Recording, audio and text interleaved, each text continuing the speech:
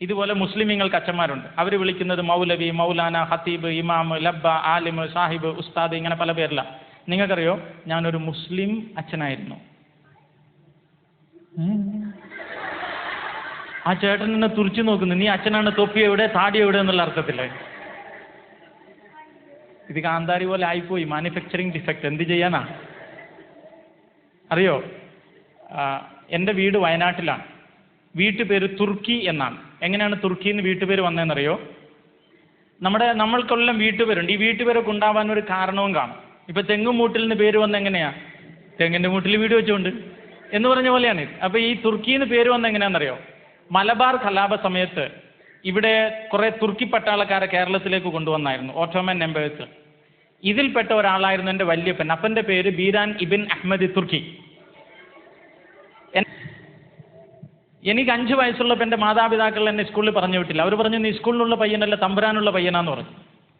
എനിക്ക് 8 വയസ്സുള്ളപ്പോൾ അവരെന്നെ ഒരു മുസ്ലിം അറബി കോളേജിലേക്ക് പറഞ്ഞു വിട്ടു. അറബി കോളേജിന്റെ പേര് കുല്ലിയത്തു ദാറുസ്സലാമിൽ ഇസ്ലാമിൽ അറബിയ. അറബി കോളേജിന്റെ പേരെന്തുവാ? ഒരു ചേച്ചി പറയുന്ന കേട്ടോ, ഗുല്ലു ഗുല്ലു ഗുല്ലു. വിട്ടുകൊടുക്കാൻ തയ്യാറല്ല. 8 വയസ്സ് മുതൽ 18 വയസ്സ് വരെ ഞാൻ അവിടെ പഠിച്ചത് എന്താണെന്നറിയോ? ഹോളി ഖുർആൻ, ഇജ്തിമാ, സുന്നത്ത്, ഹദീസ്, മുഅക്കദ്, തഅക്കീദ്, മുജ്മൽ എക്സെട്ര. എന്താ പഠിച്ചതെന്ന് മനസ്സിലായോ? അത് തന്നെ. 18ാമത്തെ വയസ്സിൽ എനിക്കൊരു ഡിഗ്രി കിട്ടി. ഡിഗ്രിയുടെ പേര് MFD എന്ന് പറഞ്ഞാൽ Moulavi Fazil Darimi. It's highest degree given in India for Muslim priesthood, but I was only 18 years old. ഇത് പഠിച്ചു കഴിഞ്ഞ് എന്നെ ഒരു മുസ്ലിം അച്ഛനായി ജോലി ചെയ്യാനുള്ള മെച്യൂരിറ്റി ഇല്ലാത്തത് കൊണ്ട് കണ്ണൂർ ജില്ലയിലെ ഒരു മുസ്ലിം ഇടവക പള്ളിയിൽ കൊച്ചച്ഛനായി ജോലിക്ക് വെച്ചു. കൊച്ചച്ഛൻ്റെ ജോലി എന്താണെന്നറിയോ? എല്ലാ വെള്ളിയാഴ്ചയും കുർബാന വല്യച്ഛൻ, പ്രസംഗം കൊച്ചച്ഛൻ. അങ്ങനെ ഈ ജുമാ ഖുത്ബ എന്ന് പറയും. ജുമാ ഖുത്ബ എന്ന് അറബി പറഞ്ഞാൽ അതിൻ്റെ മലയാളം പറഞ്ഞു കഴിഞ്ഞാൽ കുർബാന പ്രസംഗം എന്ന് പറയണം. അത് ഞാനായി. അങ്ങനെ ഞാനിങ്ങനെ പ്രസംഗിച്ച് പല നാട്ടിലും അറിയപ്പെട്ടു. അപ്പോൾ പല ഇടവകളിൽ നിന്ന് ആളുകൾ എന്നെ പ്രസംഗിക്കാൻ വിളിക്കും. ഒരു ഇടവകയിൽ ഞാൻ പോയപ്പോൾ ഭയങ്കര ആൾക്കൂട്ടം. കൺവെൻഷൻ ആയിരുന്നു, ഖുർആൻ കൺവെൻഷൻ, ഈവനിങ് വാള് പരമ്പര എന്ന് പറയും. അപ്പം ഞാൻ അവിടെ ചെന്ന് കഴിഞ്ഞപ്പോൾ ആൾക്കൂട്ടം കണ്ടപ്പോൾ എനിക്ക് ഭയങ്കര ആവേശം. കൊച്ചു പയ്യൻ ആവേശം കൂടിയിട്ട് ഞാൻ അവിടെ കിടന്നിട്ട് ഉറക്കെ പ്രസംഗിച്ചു, യേശു ദൈവമല്ല, ബൈബിൾ ദൈവത്തിന്റെ വചനമല്ല, ക്രിസ്തുമതം ദൈവത്തിന്റെ മതമല്ല, യഥാർത്ഥ മതം ഇസ്ലാമാണ്, യഥാർത്ഥ ദൈവം അള്ളാഹുവാണ്, രക്ഷ വേണമെങ്കിൽ നിങ്ങൾ മുസ്ലിമാകണം. ഞാനിങ്ങനെ അങ്ങ് കത്തി പ്രസംഗിച്ചു കഴിഞ്ഞ് വീട്ടിൽ പോകുമ്പോൾ ഒരാൾ ഓടി വന്നിട്ട് ഒരു പേപ്പറിൻ്റെ കയ്യിൽ തന്നു. ഞാൻ ആ പേപ്പർ തുറന്ന് വായിച്ചപ്പോൾ അതിനകത്ത് കുറച്ച് ചോദ്യങ്ങളാണ്. അയാൾ ഇങ്ങനെ ചോദിച്ചിരിക്കുന്നു, മൗലവി, നിങ്ങൾ എത്ര നേരം പ്രസംഗിച്ചു യേശു ദൈവമല്ല എന്ന്, പക്ഷേ യേശു ആരാണ് എന്ന് എന്തുകൊണ്ടാണ് നിങ്ങൾ പ്രസംഗിക്കാതിരുന്നത്? യേശു ദൈവമല്ലെങ്കിൽ ദൈവത്തിന്റെ പുത്രനാണോ? ദൈവത്തിന്റെ പുത്രനല്ല എങ്കിൽ ഒരു പ്രവാചകനാണോ? പ്രവാചകനാണെങ്കിൽ മുഹമ്മദ് നബിയേക്കാൾ വലിയതോ ചെറുതോ? ഇനി പ്രവാചകനല്ലെങ്കിൽ നമ്മളെപ്പോലെയുള്ള ഒരു മനുഷ്യനാണോ? അതുമല്ലെങ്കിൽ ഇടമറുക പറഞ്ഞതുപോലെ ക്രിസ്തുവും കൃഷ്ണനും ജീവിച്ചിരുന്നില്ലയോ? ആരാണ് ക്രിസ്തു? ക്രിസ്തു ദൈവമല്ല എന്നുള്ള നിങ്ങളുടെ പ്രസംഗം നിങ്ങൾ നിർത്തിവെക്കണം. മറിച്ച് ക്രിസ്തു ആരാണ് എന്ന് നിങ്ങൾ പ്രസംഗിക്കണം. ഈ മനുഷ്യന്റെ ചോദ്യം വളരെ സിമ്പിളാണ്, ആരാണ് ക്രിസ്തു? ഈ ചോദ്യം ഞാനറിയാതെ തന്നെ എൻ്റെ വാരിയെല്ലുകൊണ്ട് മൂടപ്പെട്ട ഹൃദയത്തിന്റെ ആഴത്തിൽ എവിടെയോ ഒളിച്ചിരുന്നു. 24 മണിക്കൂറും എൻ്റെ തലച്ചോറിനെ മർദ്ദിച്ച് ചോദിക്കാൻ തുടങ്ങി, ആരാണ് യേശു? ഉണ്ണാനിരിക്കുമ്പോൾ ചോദ്യമാണ്, യേശു ആരാണ്? ഉറങ്ങാൻ കിടക്കുമ്പോൾ ഉറക്കം വരുന്നില്ല, ചോദ്യമാണ്, യേശു ആരാണ്? പഠിക്കാനിരിക്കുമ്പോൾ ഏകാഗ്രതയില്ല, ചോദ്യമാണ്, യേശു ആരാണ്? പ്രാർത്ഥിക്കാനിരിക്കുമ്പോൾ കോൺസെൻട്രേഷൻ ഇല്ല, ചോദ്യമാണ്, യേശു ആരാണ്? 24 മണിക്കൂറും ആരോ എൻ്റെ തലച്ചോറിനെ മർദ്ദിച്ച് പുണ്ണാക്കിക്കൊണ്ട് യേശു ആരാണ്, യേശു ആരാണ്, യേശു ആരാണെന്ന് ചോദിച്ചപ്പോൾ ലോകത്തിലുള്ള 163 കോടി മുസ്ലിമീങ്ങളും വിശുദ്ധ ഗ്രന്ഥമായി പ്രഖ്യാപിക്കുന്ന ഖുർആൻ എൻ്റെ കയ്യിൽ വെച്ചിട്ട് ഞാൻ അള്ളാഹുവിനോട് പ്രാർത്ഥിച്ചു, അല്ലാഹുമ്മ അഅ്തിനാ ജവാബൻ ഫീ ശിഖാലിക്കൽ ഖുർആൻ ഇന്നക ലാ തഹ്ദി വലാ തുളിൽഹു മൻ യശാ അല്ലാഹുമ്മ അരിനൽ ഹഖ്ഖ ഹഖ്ഖൻ വർസുഖ്നാ ഇത്തിബാഅ വഅരിനൽ ബാതില ബാതിലൻ വർസുഖ്നാ ഇജ്തിനാബൻ യാ ഇലാഹൽ ആലമീൻ. ആകാശത്തെയും ഭൂമിയെയും സൃഷ്ടിച്ച് വഴി നടത്തുന്ന സർവശക്തനായ എൻ്റെ ദൈവം അല്ലാഹുവേ, യേശു ക്രിസ്തു ആരാണെന്ന സത്യം നീ എനിക്ക് വെളിപ്പെടുത്തി തരണമേ. അല്ലാഹുവേ, ഖുർആൻ അങ്ങയുടെ വചനമാണെന്ന് ഞാൻ വിശ്വസിക്കുന്നു. ഞാൻ ഈ ഖുർആൻ മുഴുവനും വായിക്കും. ഈ ഖുർആനിനകത്ത് യേശുവിനെ കുറിച്ച് അങ്ങ് പറയുന്ന കാര്യങ്ങൾ ഞാൻ വിശ്വസിക്കുകയും പ്രസംഗിക്കുകയും ചെയ്യും. കാരണം അങ്ങാണ് എൻ്റെ ദൈവം, ഖുർആൻ അങ്ങയുടെ വചനമാണ്, അങ്ങ് തന്നെ വേണം എന്നെ പഠിപ്പിക്കാൻ യേശു ക്രിസ്തു ആരാണ് എന്ന അല്ലാഹുവിനോടാ പ്രാർത്ഥന, എൻ്റെ ദൈവത്തോട്. പ്രാർത്ഥന കഴിഞ്ഞു, ഞാൻ ഖുർആൻ തുറന്ന് വായിക്കാൻ തുടങ്ങി. ഖുർആനിനകത്ത് 114 അധ്യായങ്ങളുണ്ട്. ഒന്നുറക്കെ പറഞ്ഞ് എത്ര അധ്യായങ്ങൾ? 6666 വാക്യങ്ങളുണ്ട്. എത്ര വാക്യങ്ങൾ? ഞാൻ ഈ ഖുർആൻ ഇങ്ങനെ വായിച്ചു പോകുമ്പോൾ മുഹമ്മദ് നബിയുടെ പേര് കണ്ട സ്ഥലങ്ങളിൽ അടിയിൽ വരയിട്ടു. അദ്ദേഹമാണ് ഇസ്ലാം മതത്തിന്റെ സ്ഥാപക നേതാവ്, ഖുർആനിനെ ഈ ലോകത്തിലേക്ക് തന്നയാള്. പക്ഷേ അദ്ദേഹത്തിന്റെ പേര് ഖുർആനിൽ വെറും 4 സ്ഥലങ്ങളിൽ മാത്രമാണ് ഞാൻ കണ്ടത്. എന്നാൽ അതേ ഖുർആനിൽ യേശു ക്രിസ്തുവിന്റെ പേര് 25 സ്ഥലങ്ങളിലാണ് ഞാൻ കണ്ടത്. ഇങ്ങനെ ഖുർആനിന്റെ 3-ാം അധ്യായം 45 മുതൽ 50 വരെയുള്ള വാക്യങ്ങൾ. ഖുർആൻ 3-ാം അധ്യായം, അധ്യായത്തിന്റെ പേര് മറിയമിന്റെ കുടുംബം, 45 മുതൽ 50 വരെയുള്ള 5 വാക്യങ്ങൾ. وَإِذْ قَالَتِ الْمَلَائِكَةُ يَا مَرْيَمُ ജിബ്രീൽ മലക്ക് മറിയത്തോട് പറഞ്ഞു. ജിബ്രീൽ മലക്ക് എന്ന് പറഞ്ഞാൽ ഗബ്രയേൽ മാലാഖ മറിയത്തോട് പറഞ്ഞു, ഇന്നല്ലാഹ യുബശ്ശിറുകി ബികലിമത്തിൻ മിൻഹു ഇസ്മുഹുൽ മസീഹ് ഈസ ഇബ്നു മറിയം.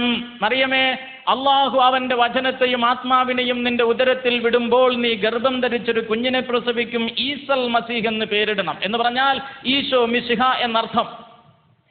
إذا قضى أمرا فإنما يقول له كن فيكون. മറിയം പ്രാർത്ഥിച്ചു, ഇതാ കർത്താവിന്റെ ദാസി, അങ്ങയുടെ ഹിതം എന്നിൽ നടക്കട്ടെ എന്ന്. അപ്പോൾ ദൈവാത്മാവിനാലും ദൈവവചനത്താലും മറിയം ഗർഭിണിയായി എന്ന് വിശുദ്ധ ഖുർആൻ. ഒന്ന് പറഞ്ഞേ ഹല്ലേലൂയ. ഹല്ലേലൂയ. തുടർന്ന് ഖുർആൻ പറയുകയാണ്, 9 മാസങ്ങൾക്ക് ശേഷം മറിയം ഒരു കുഞ്ഞിനെ പ്രസവിച്ചു. യഹൂദന്മാർ മറിയമിന്റെ അരികിൽ വന്ന് പറഞ്ഞു, മറിയമേ, അവിവാഹിതയായ നിനക്ക് കുഞ്ഞ് ജനിച്ചത് വ്യഭിചാരത്തിലായതുകൊണ്ട് ഞങ്ങൾ കുഞ്ഞിനെ കൊന്നുകളയുമെന്ന്. കുഞ്ഞിന്റെ വയസ്സ് 2 ദിവസം. 2 ദിവസം പ്രായമുള്ള കുഞ്ഞിനെ കൊല്ലാൻ വേണ്ടി യഹൂദന്മാർ വന്നപ്പോൾ കുഞ്ഞ് തൊട്ടിലിൽ എഴുന്നേറ്റ് നിന്ന് യഹൂദരെ നോക്കിയിട്ട് പറഞ്ഞു അത്രേ,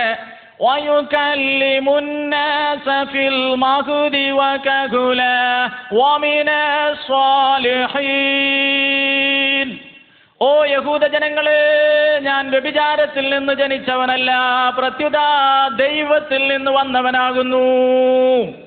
2 ദിവസം പ്രായമുള്ള ഈശോ സംസാരിച്ചെന്ന് ഖുർആൻ. അടുത്ത വാക്ക് ഖുർആൻ പറയുന്നു, വയുഅല്ലിമുഹുൽ കിതാബ വൽ ഹിക്മത വത്തൗറാത്ത വൽ ഇൻജീൽ.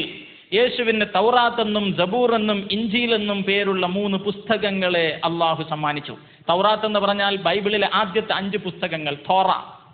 ഇനി സബൂർ എന്ന് പറഞ്ഞാൽ സങ്കീർത്തന പുസ്തകങ്ങൾ, psalms of David and Solomon including all നബിഉം ആൻഡ് ഖെതുബിൻ. പ്രവാചക ചരിത്ര ഗ്രന്ഥങ്ങളുണ്ടല്ലോ പഴയ നിയമത്തിലെ, ജോഷുവ മുതൽ മലാക്കി വരെയുള്ള എല്ലാ പുസ്തകങ്ങളും സബൂർ. ഇൻജീൽ എന്ന് പറഞ്ഞാൽ ഏവങ്കേലിയോ വായന എന്ന് പറയും. അപ്പോൾ ഏവങ്കേലിയോ എന്ന് പറഞ്ഞാൽ പുതിയ നിയമം, സുവിശേഷം എന്നർത്ഥം. ഒന്ന് പറഞ്ഞേ ഹല്ലേലൂയ. അയ്യോ, ഹല്ലേലൂയ, ഹല്ലേലൂയ. തുടർന്ന് ഖുർആൻ പറയുകയാണ്, യേശുക്രിസ്തു ഭൂമിയിൽ നിന്ന് ചെളി വാരിയെടുത്ത് പക്ഷിയുടെ രൂപമുണ്ടാക്കി അതിലേക്ക് ഊതിയപ്പോൾ അത് ജീവനുള്ള പക്ഷിയായി പറന്നു. തുടർന്ന് ഖുർആൻ പറയുന്നു, ജന്മന അന്ധനായവനെയും വെള്ളപ്പാണ്ട് രോഗിയെയും കുഷ്ഠരോഗിയെയും യേശുക്രിസ്തു സുഖപ്പെടുത്തി. മയ്യത്തായ ആളുകൾക്ക് യേശു ജീവൻ കൊടുത്തു. മരിച്ചുപോയ ആളുകൾക്ക് യേശു ജീവൻ കൊടുത്തെന്ന് ഖുർആൻ. അടുത്ത വാക്ക് ഖുർആൻ പറയുകയാണ്, ഇന്ന ഫീ ദാലിക ലആയത്തുൻ ലകും ഇൻ കുൻതും മുഅ്മിനീൻ. യേശു സ്വർഗത്തിലേക്ക് പോയി, അവൻ ഇപ്പോഴും ജീവിക്കുന്നു, അവൻ വീണ്ടും ഈ ലോകത്തിലേക്ക് വരികയും ചെയ്യുമെന്ന്. ശ്രദ്ധിക്കണം. ഒരു സ്ഥലത്ത് ഞാൻ പ്രസംഗിച്ചു, യേശു ദൈവമല്ല. അപ്പോൾ ഒരാൾ പറയാം, യേശു ആരാന്ന് പറയാം. അള്ളാഹിനോട് ഞാൻ പറഞ്ഞു, അള്ളാഹുവെ നീ പറയണം യേശു ആരാ. ഖുർആൻ വായിച്ചു. ഖുർആൻ പറയാണ്, യേശു ദൈവത്തിന്റെ വചനമാണ്, ദൈവത്തിന്റെ ആത്മാവാണ്. 2 ദിവസമുള്ളപ്പോൾ സംസാരിച്ചു, ചെളി കൊണ്ട് പക്ഷിയെ സൃഷ്ടിച്ചു, രോഗികൾക്ക് സൗഖ്യം കൊടുത്തു, മരിച്ചവർക്ക് ജീവൻ കൊടുത്തു. അദ്ദേഹം സ്വർഗത്തിലേക്ക് പോയി, ഇപ്പോൾ ജീവിച്ചിരിപ്പുണ്ട്, വീണ്ടും വരും. എന്നാൽ മുഹമ്മദ് നബിയെ കുറിച്ച് ഇതൊന്നും ഖുർആനിൽ പറഞ്ഞിട്ടില്ല. ഇതൊന്നും ഒരു നിസ്സാര കാര്യം. നിങ്ങൾ വേറെ മതക്കാരെങ്കിലും ഉണ്ടെങ്കിൽ അവരുടെ വിശ്വാസത്തെ വ്രണപ്പെടുത്താൻ വേണ്ടി പറയാമെന്ന് വിചാരിക്കരുത്. ഞാൻ എൻ്റെ ഹൃദയം തുറക്കുകയാണ്, അത്രേ ഉള്ളൂ. മുഹമ്മദ് നബി മരിച്ചുപോയ ആളാണ്. മദീനയിലാണ് അദ്ദേഹത്തിൻ്റെ കല്ലറ. എല്ലാ വർഷവും ഹജ്ജിന് പോകുന്നത് കല്ലറയിലേക്കാണ്. പക്ഷെ ഖുർആൻ പറയുന്നു യേശു ജീവിച്ചിരിപ്പുണ്ടെന്ന്. അപ്പോൾ ചോദ്യം ഇതാണ്, മരിച്ചുപോയ ആളെ ഞാൻ സ്നേഹിക്കണമോ അല്ല ജീവനുള്ള ആളെ സ്നേഹിക്കണമോ? ഇതാണ് എൻ്റെ ചോദ്യം. പിന്നീട് ഞാൻ അറബി കോളേജിൽ വെച്ച് ഒത്തിരി തർക്കങ്ങളിൽ ഏർപ്പെട്ട് ഒരുപാട് പ്രശ്നങ്ങളുണ്ട്. അതൊന്നും പറയാൻ എനിക്ക് സമയമില്ല. ഞാൻ ആ ഭാഗം കട്ട് ചെയ്തേക്കാം. കാര്യം ഖുർആൻ പറയാണ് യേശു വചനമാണ്. വചനം എന്ന് പറഞ്ഞാൽ എന്താ? ബൈബിളും ഇത് തന്നെ പറഞ്ഞിട്ടുള്ളൂ, ആദിയിൽ വചനം ഉണ്ടായിരുന്നു, ആ വചനം മനുഷ്യനായെന്ന 14-ാമത്തെ വാക്യം യോഹന്നാൻ 1. ഇനി വെളിപാട് പുസ്തകം 19:13 പറയുന്നത് എന്താ? അവന്റെ നാമം ദൈവവചനം എന്നാണ്. അപ്പോൾ ഖുർആനും ബൈബിളും സെയിമായി വരുന്ന രംഗം. അവസാനം ഞാൻ ഈ തർക്കങ്ങളൊക്കെ മൂത്തിട്ട് ഒരു ദിവസം എൻ്റെ ഖുർആൻ കയ്യിൽ വെച്ചിട്ട് അള്ളാഹുവിനോട് ഞാൻ പ്രാർത്ഥിച്ചു, അള്ളാഹുവേ, ഞാൻ എൻ്റെ ഉമ്മയുടെ വയറ്റിലുള്ളപ്പോഴേ മരിച്ചു എന്ന് നാട്ടുകാർ പറഞ്ഞു, നീ എന്നെ രക്ഷിച്ചു, അറബി കോളേജ് പറഞ്ഞു വിട്ടു, ഉസ്താദാക്കി, യേശു ആരാന്നറിയാൻ പാടില്ലായിരുന്നു, നിന്നോട് ചോദിച്ചു, നിന്റെ ഖുർആൻ വായിച്ചു, ഞാനിപ്പോൾ ആകെ കൺഫ്യൂഷനായി. അള്ളാഹ് നീ തന്നെ പറയുന്നത് ഞാൻ എന്താ ചെയ്യണ്ടേ? അള്ളാഹിനോടാ ചോദ്യം, വേറെ ആരോടുമില്ല, എൻ്റെ ദൈവത്തോട്. പ്രാർത്ഥന കഴിഞ്ഞ് ഞാൻ ഖുർആൻ തുറന്നപ്പോൾ കണ്ട വചനം ഖുർആനിൻ്റെ 10-ാം അധ്യായം 94-ാം വാക്യം. എന്താ പറയുന്നതെന്നറിയോ?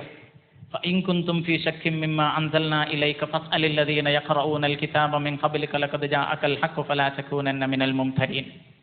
ഞാൻ നിനക്ക് തന്നിരിക്കുന്ന ഈ ഖുർആനിനകത്ത് എന്തെങ്കിലും സംശയങ്ങളുണ്ടെങ്കിൽ നീ പോയി ബൈബിൾ വായിക്കുക, അപ്പോൾ നിന്റെ സംശയം തീരും എന്ന ഖുർആനിൻ്റെ 10-ാം അധ്യായം 94-ാം വാക്യം. ഖുർആനിൽ സംശയം ഉണ്ടെങ്കിൽ പോയി ബൈബിൾ വായിക്കാൻ. എന്നോടൊരു ഉപദേശം ഒന്നും പറഞ്ഞിട്ടില്ല, ഞാൻ ഒരു ധ്യാനത്തിനും പോയിട്ടില്ല. എന്നോട് പറയാ പോയി ബൈബിൾ വായിക്കാൻ. എന്നാൽ പിന്നെ എവിടെ പോയി ബൈബിൾ വായിക്കുമെന്നിങ്ങനെ അന്വേഷിച്ച് നടക്കുമ്പോൾ ഒരു ദിവസം ബസ്സിൽ വെച്ചൊരു കന്യാസ്ത്രീയെ കണ്ടു. ഞാൻ ആ കന്യാസ്ത്രീയോട് കുറേ ചോദ്യം ചോദിച്ചപ്പോൾ സിസ്റ്റർ എടുന്ന് വറക്കാൻ തുടങ്ങി. കടക്കട എന്നോട് പറഞ്ഞു, എനിക്കൊന്നും അറിയാൻ പാടില്ല, വല്ല അച്ഛനോട് ചോദിക്കണം. അപ്പോൾ എനിക്കൊരു ചെറിയ തൊപ്പിയുണ്ട്, കൂസാൻ താഴെയുണ്ട്, വെള്ളം മുണ്ടും പാൻറ്റും ഒക്കെയാണ്. അപ്പം ബൈബിൾ കോളേജ് ഷർട്ടും ഒക്കെ ഉണ്ട്. അപ്പം ബൈബിൾ കോളേജിലുള്ളവരൊക്കെ എന്നെ ഇങ്ങനെ തുറിച്ച് നോക്കും. ഞാൻ അവിടെ ഒന്നിനും മിണ്ടാതിരുന്നു. അച്ഛൻ വന്നിട്ടൊരു വചനം വായിച്ച് അതിന് വ്യാഖ്യാനം കൊടുത്തു. ആ വ്യാഖ്യാനം എൻ്റെ ഹൃദയത്തെ വല്ലാതെ സ്വാധീനിച്ചു.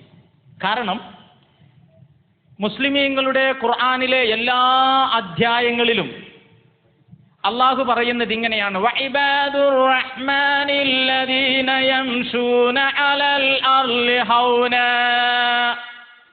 ഓ മനുഷ്യരെ, നിങ്ങളെല്ലാവരും എൻ്റെ അടിമകളാണ്, ഞാൻ നിങ്ങളുടെ യജമാനനാണ്. ഞാൻ പറയുന്നത് നിങ്ങൾ അനുസരിക്കുന്നില്ലെങ്കിൽ നിങ്ങളെ ഞാൻ ശിക്ഷിക്കും.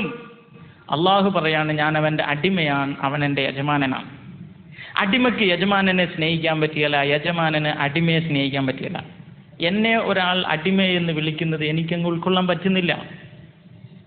അതുകൊണ്ട് എന്നെ അടിമയെ എന്ന് വിളിക്കുന്നൊരു ദൈവത്തെ എനിക്കങ്ങ് സ്വീകരിക്കാൻ പറ്റുന്നില്ല. മറിച്ച് എന്നെ മകനെ എന്ന് വിളിക്കുന്ന യേശുവിനെ എനിക്ക് എളുപ്പമായി സ്വീകരിക്കാൻ സാധിച്ചു. അന്ന് ബൈബിൾ കോളേജിൽ വെച്ച് വായിച്ച വചനം യോഹന്നാൻ 1:12. എല്ലാവരും ഒന്ന് വലത് ഉയർത്തി പിടിച്ച് ഈ വചനം നേരിട്ട് പ്രാർത്ഥിച്ചേ. തന്നെ സ്വീകരിച്ചവർക്കെല്ലാം, ഉറക്കെ പറഞ്ഞ, തന്നെ സ്വീകരിച്ചവർക്കെല്ലാം, തൻ്റെ നാമത്തിൽ വിശ്വസിക്കുന്നവർക്കെല്ലാം ദൈവമക്കളാകാൻ അവൻ കഴിവ് കൊടുത്തു.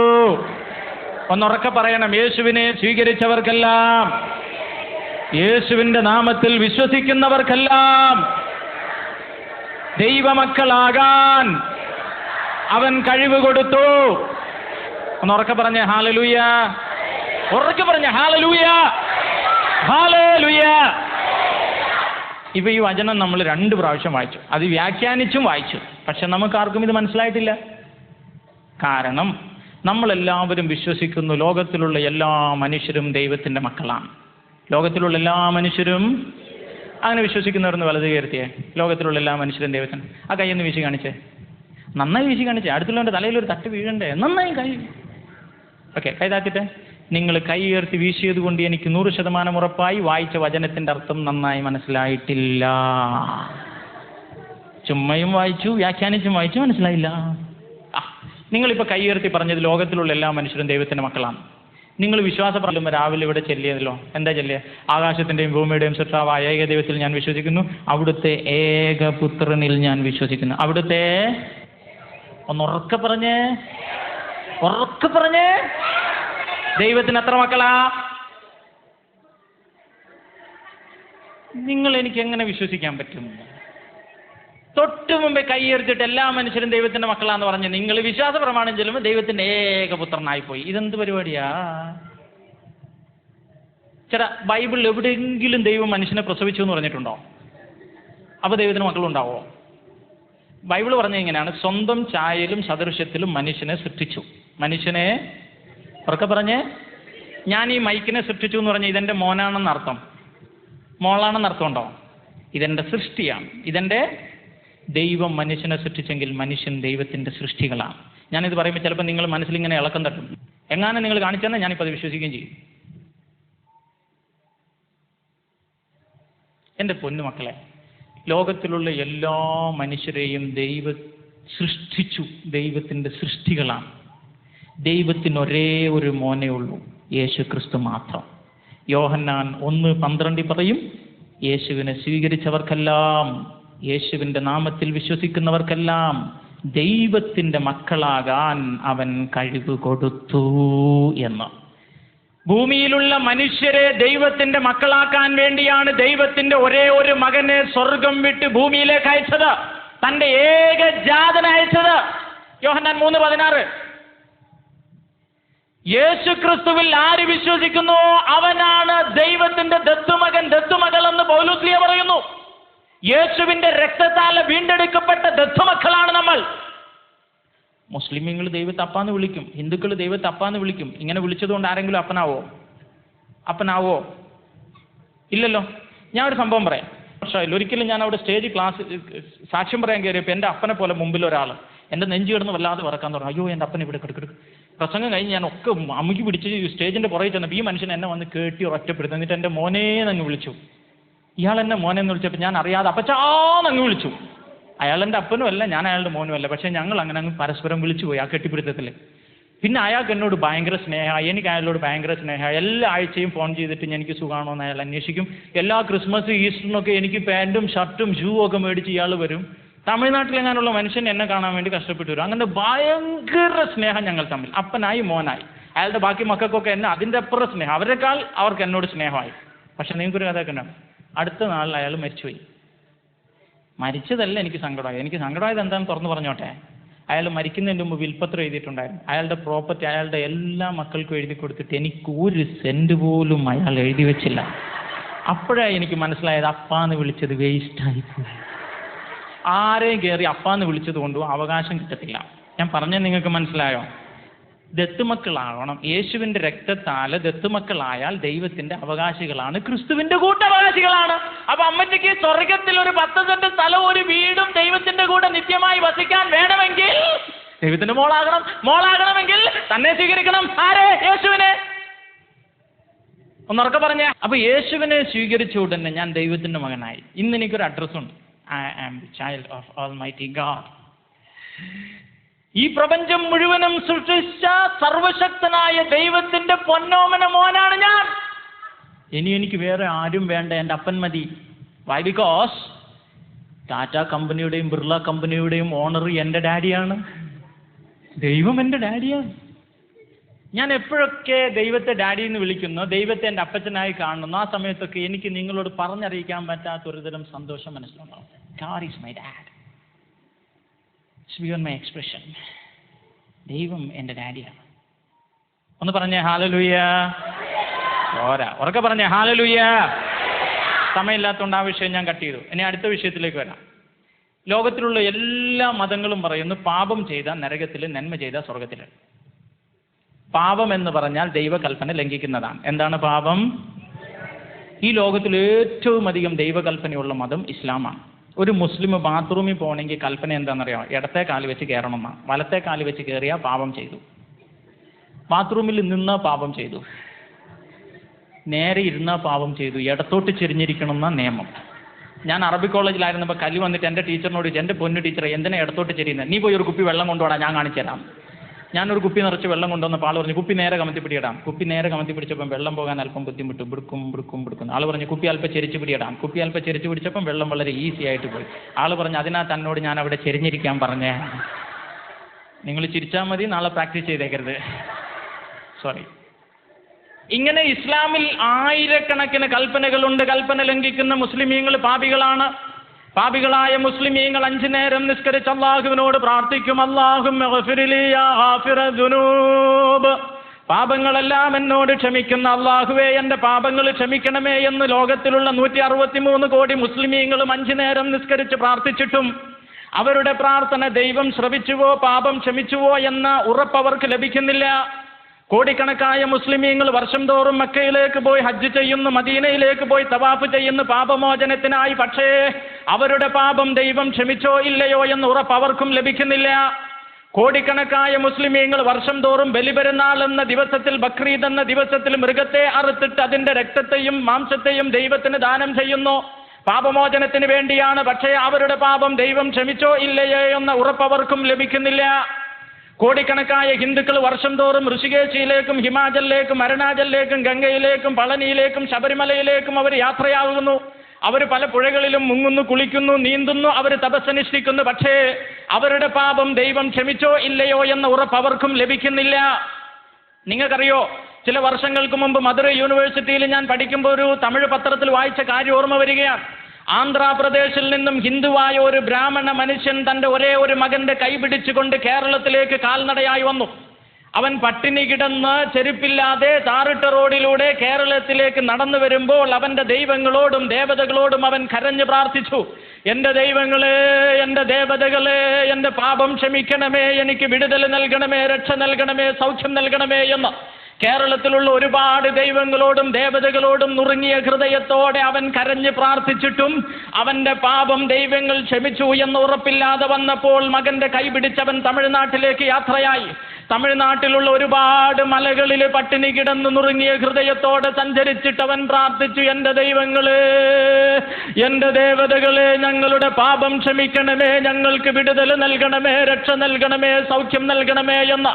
പക്ഷേ തമിഴ്നാട്ടിലുള്ള ഒരു ദൈവവും ദേവതയും അവന് പാപമോചനവും വിടുതലും കൊടുത്തു എന്ന ഉറപ്പ് ലഭിക്കാതെ വന്നപ്പോൾ മധുരൈ എന്ന നാട്ടിലുള്ള കാളി എന്ന ദേവത കർപ്പിക്കപ്പെട്ട ഹിന്ദു അമ്പലത്തിനകത്ത് കയറി ചെന്നിട്ട് പൂജാരിയുടെ നിർദ്ദേശമനുസരിച്ച് തൻ്റെ ഒരേ ഒരു മകന്റെ പിരടി വാക്കത്തി കൊണ്ട് വെട്ടിച്ചേദിച്ച് മകന്റെ തലയോട്ടി ഉരിഞ്ഞെടുത്തിട്ട് മകന്റെ ചോര തലയോട്ടിയിൽ പിഴിഞ്ഞെടുത്ത് ആ പച്ച ചോര തലയോട്ടിയിലെടുത്തിട്ട് ഇവൻ കാളിയുടെ മുമ്പിൽ മുട്ടുകാലിൽ നിന്ന് പ്രാർത്ഥിക്കുന്നു, കാളിയേ, എൻ്റെ ഒരേ ഒരു മകന്റെ പച്ച ചോര പച്ച തലയോട്ടിയിൽ വെച്ച് നീ കുടിച്ചിട്ടെങ്കിലും എനിക്ക് വിടുതൽ നൽകണമേ, രക്ഷ നൽകണമേ, സൗഖ്യം നൽകണമേ എന്ന്.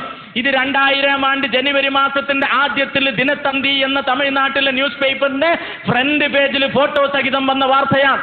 3 മാസം മുമ്പ് ബോംബെ ഹിന്ദു ന്യൂസ് പേപ്പറിന്റെ ഫ്രണ്ടിൽ കണ്ട വാർത്ത അറിയോ? ഒരമ്മ 7 മാസം പ്രായമുള്ള കുഞ്ഞിനെയും കൊണ്ടൊരു ദേവതയുടെ മുമ്പിൽ പോയി നിന്ന് ആ കുഞ്ഞിന്റെ തലയും പിരടിയും കൂട്ടിച്ചേർത്ത് പിഴിഞ്ഞ് പിഴിഞ്ഞ് കഴുത്തിലൂടെ ചോര ഊറ്റിയെടുക്കുന്ന രംഗമ്മ. ഇവളും പ്രാർത്ഥിക്കുന്ന, ദൈവമേ, എൻ്റെ മകളുടെ ചോര കുടിച്ചിട്ട് എനിക്ക് വിടുതൽ നൽകണമേ, രക്ഷ നൽകണമേ, പാപമോചനം നൽകണമേ എന്ന്. ഇങ്ങനെ ലോകത്തിന്റെ നാനാഭാഗങ്ങളിൽ സ്വന്തം ജീവനും സ്വന്തം മക്കളുടെ ജീവനും ദൈവങ്ങൾക്കും ദേവതകൾക്കും കുരുന്നായി അർപ്പിച്ചിട്ടും ഇവരുടെ പാപം ദൈവം ക്ഷമിച്ചോ ഇല്ലയോ എന്ന ഉറപ്പ് ഇവർക്കാർക്കും ലഭിച്ചിട്ടില്ല. എന്നാൽ ഈ ഭൂമിയിൽ മനുഷ്യന് പാപമോചന ഗ്യാരണ്ടി നൽകുന്ന ഒരേ ഒരു മതം, അത് ക്രിസ്തു മതം മാത്രമാണ്. ഒരു മുസ്ലിം ലുക്ക്. ഞാൻ വിചാരിച്ചു ഇവള് മുസ്ലിമാണെന്ന് അടിക്കാൻ വരാൻ. പെട്ടെന്ന് മൈക്ക് അവളുടെ കൈ കൊടുത്ത് സ്റ്റേജിൽ നിന്ന് ഇറങ്ങി ഒറ്റോട്ടം. ആ സ്ത്രീ മൈക്കെടുത്ത് അവിടെ നിന്ന് പ്രസംഗിച്ചത് ഇങ്ങനെയാണ്: my name is Fatima Rebello, I came from Goa. 4 years before there was an accident for me. Due to the accident my both legs were paralyzed. I could not keep my legs on ground last 4 years. I came to this center by ambulance and I came to this hall by wheelchair. That's my wheelchair and he's my son who pulled me here. But when all of you said hallelujah louder, without my knowledge I stood up. Now I can see my both legs are functioning very well. അവൾ അവിടെ കിടന്ന് ചാടി dance ചെയ്യാൻ തുടങ്ങി. 4 വർഷം മുമ്പ് accident ഉണ്ടായി, 2 കാലും തളർന്നു പോയി, കാല് തറയിൽ വെക്കാത്തൊരമ്മ, ആംബുലൻസിൽ വന്നൊരമ്മ ഹാലലുയ പറഞ്ഞപ്പോൾ ചാടി എഴുന്നേറ്റ് സ്റ്റേജിലേക്ക്. അവൾക്കെന്നറിയാൻ പാടില്ല അങ്ങനെ സംഭവിച്ചു. ഞാനും അന്ന് ക്ലാസ് കഴിഞ്ഞിട്ട് റൂമിൽ പോയിരുന്ന് ആലോചിച്ചു, ചേട്ടാ, പണ്ട് മുസ്ലിമായിരുന്ന കാലത്ത് ഞാൻ ഒത്തിരി രോഗിയൊക്കെ വേണ്ടി പ്രാർത്ഥിച്ചു, പക്ഷെ അള്ളാഹ് തമ്പുരാൻ ആരെയും സുഖപ്പെടുത്തിയില്ല. എനിക്ക് രോഗം വന്ന് പ്രാർത്ഥിച്ചു, എന്നെയും സുഖപ്പെടുത്തിയില്ല. ഇത് ഹാലലുയ പറഞ്ഞപ്പോൾ ഈ തളർന്ന് കിടന്ന അമ്മ എഴുന്നേറ്റ് ഓടിയതിൻ്റെ കാര്യം എന്താ? അവരിപ്പോൾ US-ലാണ്, ഈ ഫാത്തിമ റബല്ലോ എന്ന് പറയുന്ന സ്ത്രീ. അപ്പോൾ എനിക്കൊരു സംശയം, ഇതെന്താ സംഭവം? കാര്യം പറയട്ടെ. ഖുർആനിലെ 114 അധ്യായങ്ങളിൽ 6666 വാക്യങ്ങളും മുഴുവനും പഠിച്ചാലും മുഹമ്മദ് നബിയോ അള്ളാഹുവോ ഒരു രോഗിയെ സുഖപ്പെടുത്തി എന്ന് ഖുർആനിൽ പറഞ്ഞിട്ടില്ല. മുഹമ്മദ് നബി രോഗം വന്ന് മരിച്ചുപോയെന്ന് ഖുർആൻ പറയുന്നു. എന്നാൽ ഖുർആനിന്റെ 3-ാം അധ്യായം 48-ാം വാക്യം പറയുന്നു, ജന്മന അന്ധനായവനെയും വെള്ളപ്പാണ്ട് രോഗിയെയും കുഷ്ഠരോഗിയെയും യേശു ക്രിസ്തു സുഖപ്പെടുത്തി. അടുത്ത വാക്ക് ഖുർആൻ പറയുന്നു, അതേ യേശു ക്രിസ്തു ഇപ്പോഴും ജീവിക്കുന്നു. സുഖപ്പെടുത്തിയെന്ന് മാത്രമല്ല ഇപ്പോഴും ജീവിക്കുന്നെന്ന് ഖുർആൻ. 2 കൈ സ്വർഗത്തിലേക്ക് ഉയർത്തി വാ തുറന്ന് ഉറക്കെ ഒരു ഹല്ലേലൂയ പറഞ്ഞേ. ഒന്നും കൂടെ വാ തുറന്ന് ഉറക്കെ പറഞ്ഞേ. Praise the Lord, praise the Lord. എൻ്റെ ജീവിതത്തിൽ അങ്ങനെ പറയാൻ പോയി ഒരുപാട് പറയണം. 2-3 പ്രാവശ്യം എൻ്റെ തൊണ്ടയ്ക്ക് ഓപ്പറേഷൻ ചെയ്തു.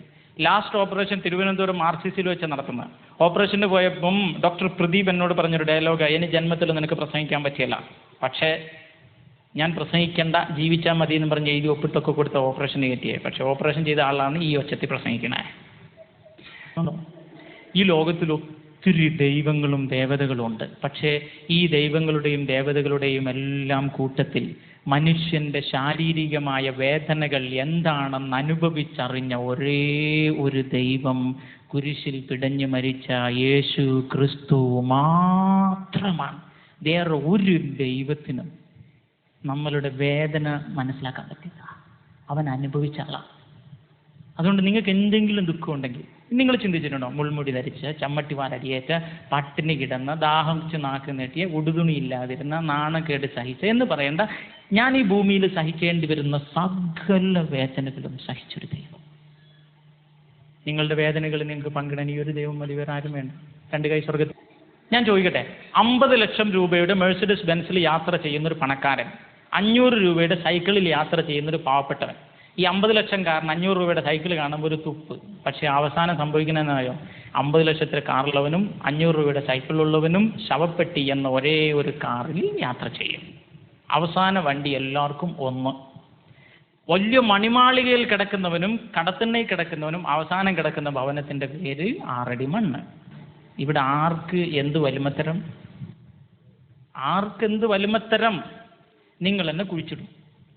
എന്നാൽ എൻ്റെ ചോദ്യം ഇതാണ്, ഞാൻ ഈ നിപ്പിൽ ഒരു മുസ്ലിമായി മരിച്ചാൽ എനിക്ക് എന്താ സംഭവിക്കാന്നറിയോ? മുഹമ്മദ് നബിക്ക് എന്താണോ സംഭവിച്ചത് അതെനിക്ക് സംഭവിക്കും.